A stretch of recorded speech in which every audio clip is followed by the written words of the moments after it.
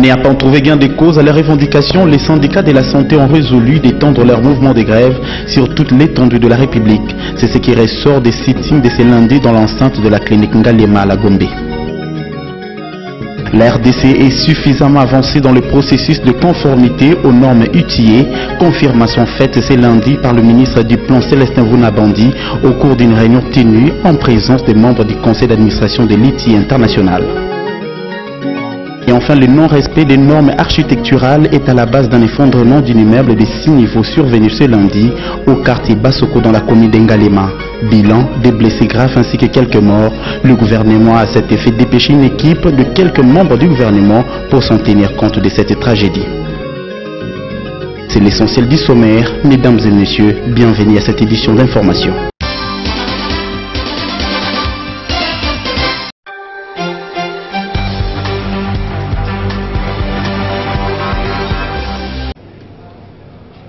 Les rôles de l'ITIE en tant que plateforme de réforme élargie du secteur pétrolier et minier,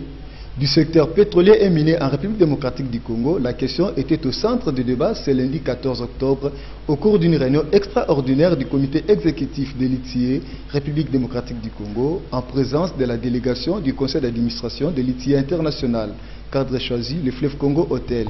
Il était question pour tous les intervenants de mettre un accent sur les avancées et autres efforts consentis par la République démocratique du Congo pour atteindre le statut d'un pays conforme. Gouvernement, Parlement, société civile étaient presque d'accord sur l'application à la lettre de la nouvelle norme de l'ITIE, telle qu'elle explique le coordonnateur du secrétariat exécutif de l'ITIE en République démocratique du Congo, le professeur Makdumba. Comme vous le savez, nous sommes le premier pays dans le monde qui publie les contrats miniers avec tous les annexes, suivis bien sûr de l'autre Congo d'en face, et ceci doit interpeller plus d'un de la volonté de notre gouvernement. Vous savez que nous passons, comme l'a dit son Excellence Monsieur le Président du comité exécutif, un moment crucial de publication de notre rapport, mais nous devrions passer par l'étude des cadrages. M. Jonas Maubert, chef du secrétariat international, a rappelé dans son exposé qu'il ne suffit plus de publier seulement le chiffre, mais cela doit contenir une description du régime fiscal du pays. Les parlementaires ont reconnu à l'occasion les rôles des institutions de surveillance. Le président du comité exécutif de l'ITIE RDC, le ministre Célestin Vounabandi, a pour sa part signifié que la République démocratique du Congo est prête pour présenter son rapport 2011. Il me semble que les défis d'ordre politique et mental sont déjà épuisés, rencontrés, parce que l'engagement politique est là.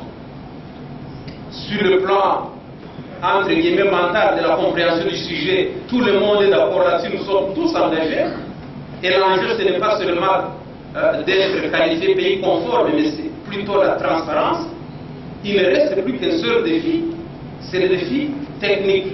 Et là-dessus, nous prenons soin de nous entourer de la meilleure expertise. Nous avons parlé de Fairlinks, à l'heure que nous travaillons avec KPMG, et donc on est très avancé dans le cadre donc, de ces calendriers dont j'ai parlé, et nous sommes convaincus que d'ici au 31 décembre 2012, très plutôt, nous aurons accompli les devoirs.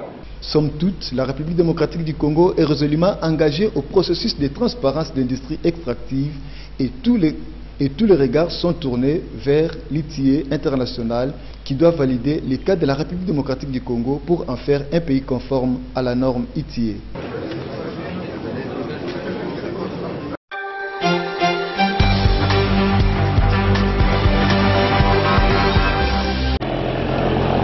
Le tas de délabrement de l'avenue Kimwenza dans la commune de Kalamou au quartier Yolo-Ezo interpelle au plus haut point l'attention des autorités politiques congolaises.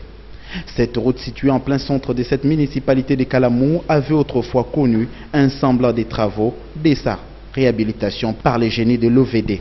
Chose curieuse, depuis un bon bout de temps, rien ne s'est encore effectué dans le sens de reprendre les travaux interrompus sur ces sites.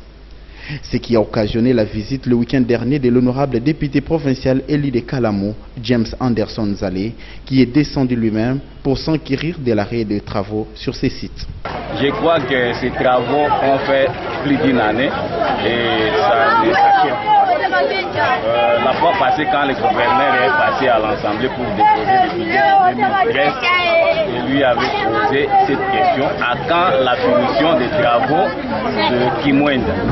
Les électeurs de Kalamou ne sont pas satisfaits de la qualité du travail qui est en train de se faire. Ils ont fait voir que la chaussée est trop petite. Il faudrait qu'on pense comment on pouvait l'élargir. Le constat est amer car avec le début de la saison de pluie, la situation vient encore de s'empirer. Les engins de l'OVD et autres machines sont tristement abandonnés. Et sa descente nous donne vraiment de la joie. Et encore avec le travail qui est en train de se faire, comme l'a si bien dit le député provincial, vraiment c'est à pas de tortue. Nous ne savons même pas si cela a été budgétisé ou...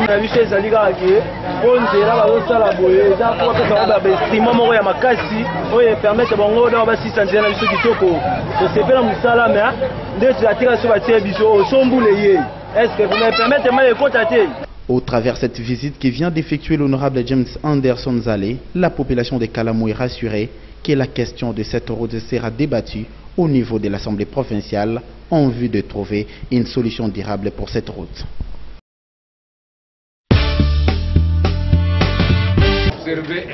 L'intersyndicale nationale du secteur public et les syndicats indépendants de l'administration publique ont en jumelage soumis à la disposition du chef de l'État une déclaration détaillant leurs revendications du système de protection sociale, frais funéraires et accès aux soins de santé.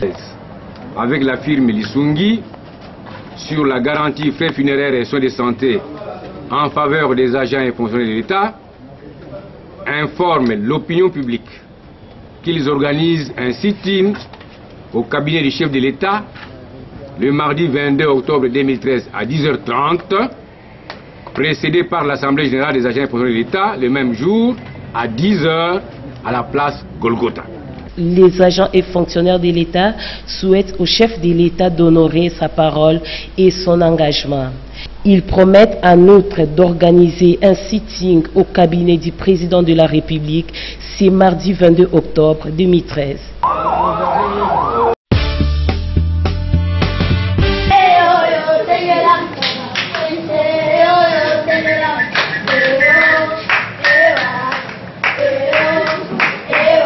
C'est dans cette ambiance harmonisée que les guides venant de plusieurs communautés paroissiales ont, autour non seulement de leur commissaire général, mais également d'autres personnalités issues de structures officielles, marqué quelques pas de danse, déclamation des poèmes, présentation du sketch.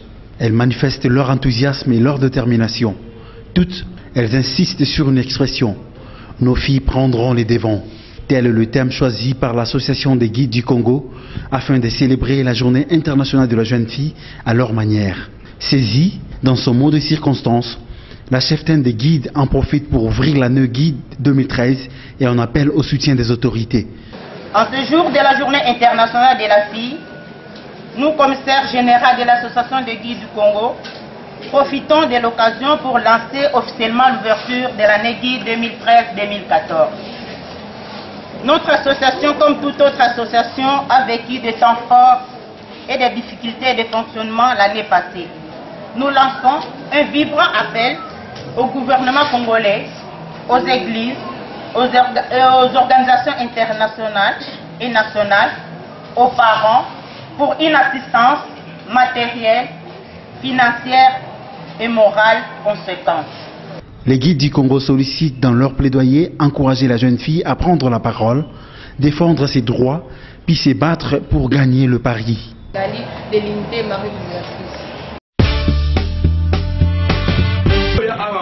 C'est une initiative qui sort totalement de l'ordinaire, que la base à son tour, après avoir été convaincue de son élit, accepte d'une manière volontaire la soutenir ainsi dans ses actions. C'est ce qui fit le cas avec la base de l'honorable Henriette Ouamou dans la commune de Selembaou, qui vient de poser un acte qui a touché la sensibilité de l'honorable Henriette Ouamou, de savoir que ses électeurs sont toujours prêts de la soutenir par des initiatives qui le mettent toujours ensemble, encore et toujours. Les amis d'Henriette Ouamou, en tout cas, c'est très nécessaire. De soutenir maman. ebandeli kino suka ya likambo oyo tokolemba te kosangana na biso eza poke elikoloba te ke tango nyonso mama zui problème to problème eza entre biso les amis de la Rituango mama biomaka me du fou. Alors tu préféré mama za moto monene akoki kofanda na place mama biomaka biso nde tokoki kosangana tokoki kozwa initiative moko ya malamu na kati ya ba comité contribution na biso makaro tokosomba ya ba membre fidèle ba membre effectif oyo ya les amis de la Rituango yango ko sala ke to soutenir œuvre ya mama. Bien que son agenda n'a pas permis qu'elle soit présente pour communier avec le sien, Lely de la Funa a partagé cet acte de bonne foi posé par ses électeurs de Selombaou qui ensemble Lely de la Funa sera toujours proche de sa population comme le dit son slogan.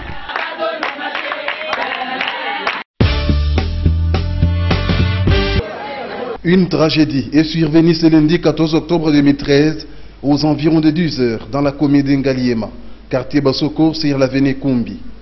Il s'agit d'un immeuble de 6 niveaux qui s'est effondré avec tout ce qu'il y avait comme personnes et biens matériels.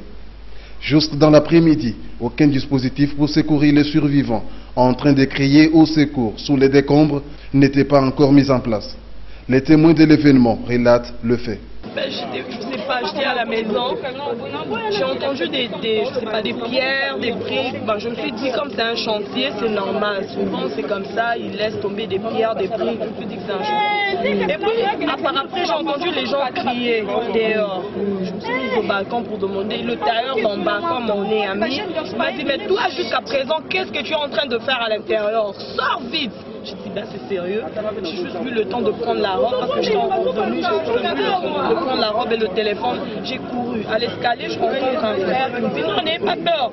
C'est pas de votre côté, c'est de l'autre côté. J'ai dit, ben, même si c'est pas de notre côté, moi je vais quand même sortir et puis savoir ce qui se passe du dehors. Je ne peux pas rester ici. J'étais avec une dame et un bébé. L'autre dame s'est décidée de rentrer. Moi j'ai dit, non, moi je sors.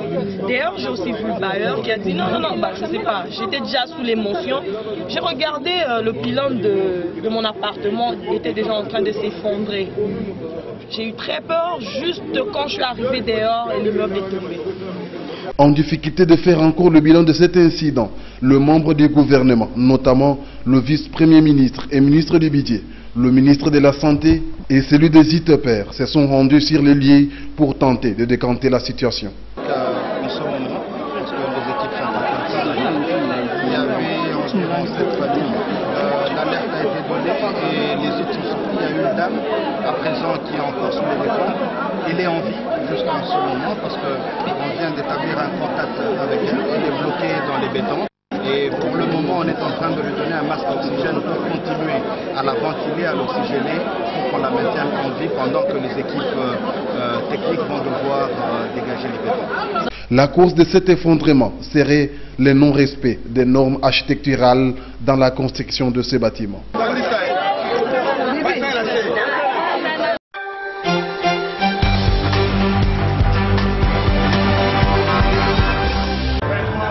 C'est un réel plaisir pour le pharmacien du groupe Denk Pharma de se réunir autour d'un verre à l'occasion de la célébration du 65e anniversaire de cette firme allemande spécialisée en matière de médicaments qui fait ses preuves partout dans le monde par sa performance et qualité dès par le processus de son traitement jusqu'au finish. Cette firme offre des services de haute portée à de nombreux distributeurs répandus à travers le monde.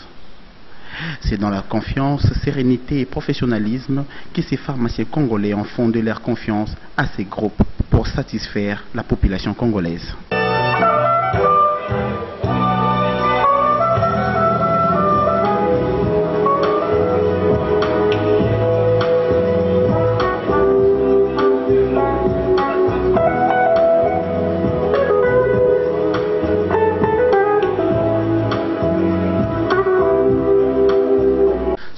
Ans d'expérience est une occasion pour eux de mettre la population congolaise au bain de leur service. Nous sommes très satisfaits d'avoir un grand nombre qui a répondu à notre invitation. Il n'y a pas plus que d'un parent. Réclamez à votre médecin, réclamez à votre pharmacien la marque Denk Pharma pour les produits pharmaceutiques.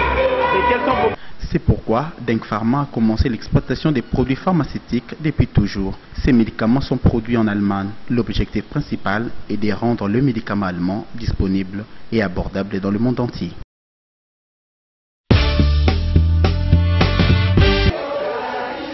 Le mouvement de grève lancé par les infirmiers et le personnel administratif des services de la santé est en train de prendre d'autres tournures. En effet, au cours d'une assemblée générale évaluative tenue ce lundi à la clinique de Ngaliema, le syndicat de la santé ont décidé de généraliser la grève sur toute l'étendue de la République démocratique du Congo, vu l'indifférence du gouvernement quant à résoudre leurs revendications. Alors, même que semaine jusqu'à le gouvernement a kangika maboko aza kolobelo ko moko te pona kopesa solution na problème oyo ezalaki ya cahier des charges ya protocole d'accord auto signaki le 17 mai 2013.